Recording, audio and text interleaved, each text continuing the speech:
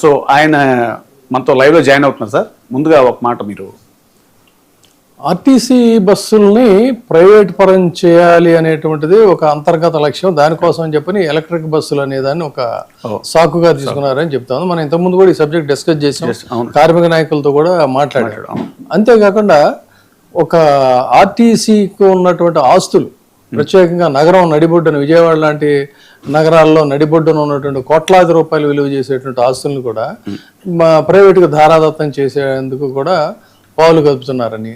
So ఇదే విషయం మీద గతంలో కూడా చాలామంది కార్మిక నాయకులు ఏమన్నారంటే, టెక్నికల్గా మేము ఎక్స్పర్ట్స్ కాదా, మాకు ఇవ్వండి, మేము కాకపోతే అప్పుడు మేము రుజువు చేసి చూపిస్తామని చెప్పని అన్నారు. వాళ్ళు ఛాలెంజ్ చేశారు. వాళ్ళు చేసినప్పుడు ఆల్రెడీ పనిచేస్తున్నటువంటి ఎంప్లాయీస్ మేము చేయగలము అని చెప్తూ ఉంటే కూడా వాళ్ళకి అవకాశం ఇవ్వకుండా కనీస మాత్రం ట్రైనింగ్ ఇస్తే సరిపోతుంది. వాళ్ళకి ఆ కనీస మాత్రం ట్రైనింగ్ ఇవ్వకుండా ఎందుకు ప్రైవేటు పరంగా దాన్ని చేయాలని చిరకాలంగా ఆర్టీసీ ఎంప్లాయీస్ మమ్మల్ని ప్రభుత్వ ఉద్యోగులుగా గుర్తించండి అని చెప్పానంటే, గతంలో జగన్మోహన్ రెడ్డి గారు వాళ్ళని అసలు అంతకుముందు పనిచేసిన ముఖ్యమంత్రులు ఎవరూ కూడా ఆ రకమైన నిర్ణయం తీసుకోవాలి. నిజంగా చెప్పాలంటే అది ఒక సాహసోపేతమైనటువంటి నిర్ణయం. అలాంటిది వాళ్ళందరూ కూడా ప్రభుత్వ ఉద్యోగులుగా ఉంటే ఆ ముచ్చట 3 నాళ్ళ ముచ్చట అనిపించేటువంటి విధంగా మీకేమీ కాదంటే మనం గతంలో చూసాం.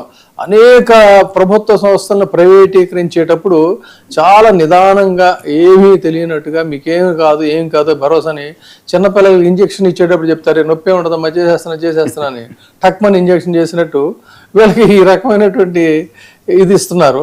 అయితే ఇవాళ మనం చూసాం, గౌతమ్ రెడ్డి గారు కూడా విద్యార్థి నాయకుడి దగ్గర నుంచి కార్మిక ఉద్యమాల్లో కూడా చాలా చురుకైనటువంటి పాత్ర వహించడమే కాకుండా వాటిని ఏదైనా చేసేటప్పుడు అధ్యయనం చేసి మాట్లాడేటువంటి వ్యక్తిగా మనం చూడాలి.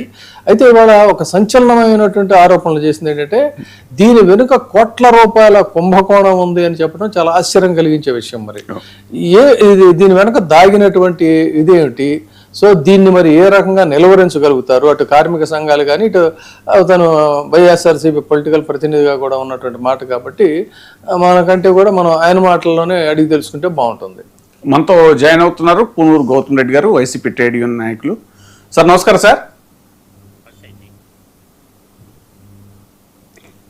గౌతమ్ రెడ్డి గారు నమస్కారం అండి. సార్ అదే మీరు చాలా సంచలనమైనటువంటి ఆరోపణలు చేశారు.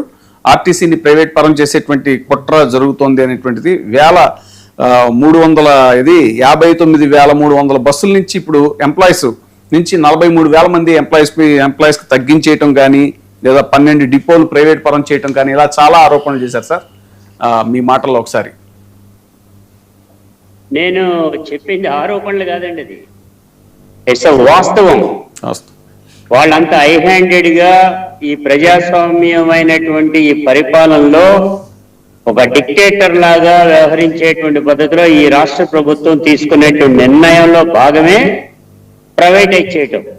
చంద్రబాబు నాయుడు అంటేనే ప్రైవేట్కి ముందుంటాడు అనేటువంటిది అందరికీ తెలిసినటువంటి దాని దిశగా. అంటే ఆయన గతంలో ముఖ్యమంత్రిగా ఉన్నప్పుడు 58 సంస్థల్ని ప్రైవేటైజ్ చేశారు. నవరత్నాలుగా పిలిచేటువంటి ఫ్యాక్టరీలన్నింటినీ కూడా డైరెక్ట్ గా ఆయన ప్రైవేటైజ్ చేయడం అనేది జరిగింది. ఇవాళ ఈ ఆర్టీసీని మరలా ప్రైవేటైజ్ చేయడానికి గతంలో కూడా అతను ఉన్నప్పుడు ఏం చేశారు, కొన్ని రూట్లు ప్రైవేటైజ్ చేశాడు, కొన్ని బస్సులు ప్రైవేటైజ్ చేశాడు. ఇప్పుడు ఏకంగా ఉండేటువంటి ఎంప్లాయీస్ అందరినీ, అంటే జగన్మోహన్ రెడ్డి గారు దీనిని ప్రైవేట్ పరం నుంచి, అంటే కార్పొరేషన్ నుంచి ప్రభుత్వంలోకి విలీనం చేసుకుని 59,300 మందిని ప్రభుత్వ ఉద్యోగులుగా గుర్తిస్తే ఈ రోజున ఈ ప్రభుత్వం 43,000 మందికి తగ్గిపోవడం జరిగింది. నూతనమైనటువంటి రిక్రూట్మెంట్ ఒక్కటి కూడా లేదు. 12,500 బస్సులు కలిగినటువంటి ఈ సంస్థ ఇవాళ 10,700 బస్సులకు ఉన్నాయి. ఈ రాబోయే రోజుల్లో కూడా మనం చూస్తున్నాం 1,800 బస్సులు డైరెక్ట్ గా తగ్గిపోయే కార్యక్రమం కూడా తీసుకోబోతున్నారు. ఇవాళ 2027 సంవత్సరానికి వచ్చేప్పటికీ ఇంకా 2,000 బస్సులు తగ్గిపోతాయండి. అంటే దీని అర్థం 8,000 బస్సులు మాత్రమే రన్ చేసేటువంటిది ఉంటుంది. దీని ద్వారా ఏ రకమైనటువంటి ఇబ్బంది కలిగేటువంటిది ఓన్లీ పేద మధ్యతరగతి ప్రజానీకానికే జరుగుతుంది. పేదవాడి యొక్క జీవన చక్రం అంటే ఆర్టీసీ బస్సే, మరొకటి కానే కాదు. ఈ తరుణంలో ఈ బస్సెస్ అనేటువంటి తీసుకొస్తున్నారు. ఈ బస్సెస్ అనేటువంటి తీసుకొచ్చినటువంటి ఈ తరుణంలో వాళ్ళు చెప్పేటువంటిది ఒకటే. వాళ్ళు ఏమంటారు, మొత్తం 13 డిపోల్ని ప్రైవేటైజ్ చేస్తున్నామని. అంటే ప్రైవేటైజ్ చేయడం తీసుకెళ్లి వాళ్ళకి అప్పచెప్పేస్తారు అని మీరు ఆరోపణ కాదండి. విజయవాడ నగరం నడిబొడ్డులో వేలాది కోట్ల రూపాయలు కలిగినటువంటి విద్యాధరపురం డిపో, అక్కడ మా మిత్రుడు క్లియర్ కట్ గా ఉన్నాడు, విద్యాధరపురం డిపో కూడా చూసుంటారని ఆయన కూడా తెలుసు. ఆ డిపోని ప్రైవేటైజ్ చేయడానికే కాకుండా మొత్తం షెడ్లన్నీ పీకేయటం, అన్నిటిని కూడా వాళ్ళకి కావాల్సిన పద్ధతిలో దాన్ని నిర్మాణం చేయటం అనేటువంటి జరుగుతోంది.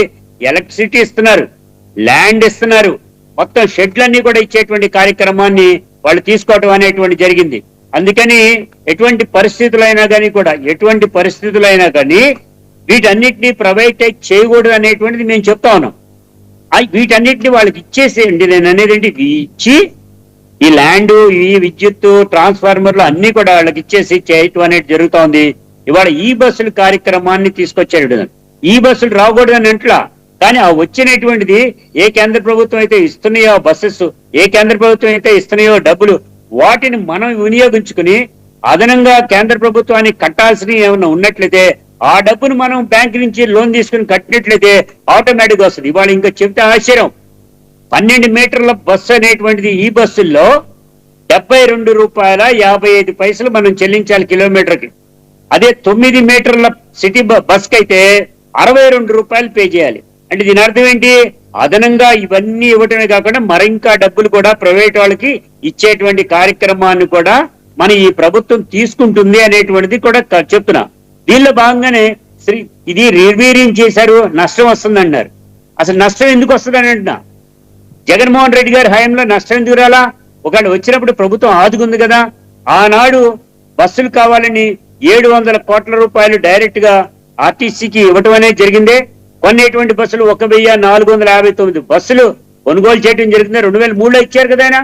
ఇచ్చినటువంటి సందర్భంలో వాటిని అత్త సొమ్ము అల్లుడు దానం చేస్తాడంటారు కదా, ఆ పద్ధతిలో 25లో ఆయన తీసుకొచ్చి నేనే తెచ్చా, నా డబ్బులే నేను పెడుతున్నా, నా ప్రభుత్వం నేను చేస్తున్నా అని చంద్రబాబు నాయుడు గారు ఆర్భాటాలు పలికి ఆ బస్సులు ఇవ్వడం జరిగింది. అందరూ కాగితాలు చూస్తే ఎవరికైనా కూడా అర్థమవుతుంది.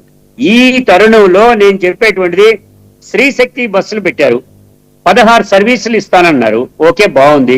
దాన్ని కట్ చేసేసి 5 సర్వీసులు మాత్రమే వాళ్ళకి ఎలా చేస్తానంటున్నారు. 25 లక్షల మంది ప్రజానీకం డైరెక్ట్ గా దాంట్లో ప్రయాణం చేస్తున్నారు ఇవాళ. అంటే 92 to 98% ఆక్యుపేషన్ ఉంది. గతంలో ఇదే బస్సుల్లో 60% మాత్రం ఉండేది, 50 to 60% ఉండేది. మరి ఈ తరుణంలో ఇంత బాగా అయినాక ఇంకా బస్సులు పెరగాలే, సర్వీసులు పెరగాలే, ఆటోమేటిక్ గా ప్రజానికం అంటే రోజు రోజుకి పెరుగుతున్న జనాభా ప్రకారంగా బస్సులు పెరగాలి, ఎంప్లాయీస్ పెరగాలి. ఏదైతే ఉన్నాయో మనకి సంబంధించినటువంటి ఈ వర్క్ షాపులు ఉన్నాయో వాటన్నిటిని కూడా పెంచుకోవాల్సింది పోయి తీసుకెళ్లి ధారాదత్తం చేస్తున్నారు. ఇప్పుడు మనకి వినవస్తున్నది ఏంటంటే, తెలుగుదేశం పార్టీకి ఒక స్ట్రాంగ్ పిల్లర్స్ లాగా ఇప్పుడు అమరావతి రైతుల్లాగా అటు రైతాంగంలో ఒక వర్గం, అదేవిధంగా దశాబ్దాల కాలంగా ప్రైవేట్ బస్సులు అంటే ఆర్టీసీకి ప్యారలల్గా నడిపేటువంటి ఒక వ్యవస్థ స్థాయికి ఎదిగినటువంటి ప్రైవేట్ బస్సుల యొక్క వ్యవస్థ కానీ, అదేవిధంగా ఇప్పుడు ఇది ప్రభుత్వ కాలేజీలు కాకుండా ప్రైవేటు కాలేజీల్లో ఒక బలమైనటువంటి వర్గం, ఆ రకంగానే మన మెడికల్ కాలేజీలు, ప్రైవేట్ మెడికల్ కాలేజీల్లో కూడా ఒక బలమైన వర్గం. ఈ వర్గాలన్నీ కూడా తెలుగుదేశం పార్టీకి హార్దికంగా బలమైనటువంటి వర్గాలు. వాటిని మరింత పరిపుష్టం చేసుకుంటే తమకి భవిష్యత్తులో కూడా ఎలాంటి ఢోకా ఉండదనేటువంటి ఒక లక్ష్యంతో, ఒక సుదూరమైనటువంటి లక్ష్యంతో ఆయా వర్గాలను మరింత పరిపుష్టం చేయడం కోసమే ఈ ప్రభుత్వ ఖజానాకి కొల్లగొట్టేటువంటి విధంగా, తర్వాత ఉద్యోగుల్ని ప్రైవేటీకరించేటువంటి క్రమంలో యథేచ్ఛగా చేస్తున్నారు అనేటువంటిది ఒక బలమైన విమర్శ వినిపిస్తుంది. దీన్ని ఏమంటారు మీరు? దీన్ని ఎలా ఎదుర్కోవాలి? ఎందుకంటే మెడికల్ కాలేజీల వ్యవహారం ఉంది. మెడికల్ కాలేజీలు అంత పెద్ద ఎత్తున రాష్ట్ర వ్యాప్తంగా ఉద్యమించారు, అయినా కూడా ఆ ప్రయత్నాలు ఎక్కడ ఆగేటట్టు కనిపించడం లేదు. ఇక రైతుల విషయానికి వచ్చినట్టు సరే, అయితే ఒక రకంగా కొంతవరకు సక్సీడ్ అయ్యారని చెప్పాలి ప్రైవేట్ మెడికల్ కాలేజీలకు సంబంధించి. ఇటు అమరావతి రైతులకు సంబంధించి కూడా ఏంటంటే వాళ్ళని ఏదో ఆ మాటలు ఈ మాటలు చెప్పారు, వాళ్ళు విశ్వసించారు. కానీ ఆశ్చర్యకరంగా ఇప్పుడు అందులో కూడా ఒక వర్గం వాస్తవాలు తెలుసుకొని బయటకు వస్తున్నటువంటి మాట. బట్ వేరాజ్ ప్రైవేటు బస్సులు అయితే దశాబ్దాల కాలంగా ఏ ప్రభుత్వాలు మారినా కూడా స్వైర విహారం Hyderabad to Visakhapatnam, Hyderabad to Bengaluru, Hyderabad to Vijayawada, Vijayawada to అనేక ప్రాంతాలకి వాళ్ళదే ఆధిపత్యంగా సాగుతూ ఆర్టీసీకి గండి కొడుతున్నమాట. అదంతా వీళ్ళందరూ కూడా మెజారిటీ టీడీపీ వర్గం వారే అని చెప్పి మనకి తెలిసినటువంటి మాట చాలామంది అంటూ ఉంటారు. సో అలాంటి దీన్ని మీరు ఇప్పుడు దీన్ని ఎలా ఫేస్ చేస్తారు, ఎలా స్టాప్ చేయగలుగుతారు? మీరే చెప్పారు విద్యాధరపురంలో ఆల్రెడీ షెడ్లు తొలగించేస్తున్నారు, వాళ్ళ పనులైతే వాళ్ళు ఒకవైపు జరిగిపోతూ ఉందని. సో ఖచ్చితంగా మీరు దీన్ని నిలువరించగలరు అని అయితే మీరు విశ్వసిస్తున్నారా? యాక్చువల్గా నేను చెప్పి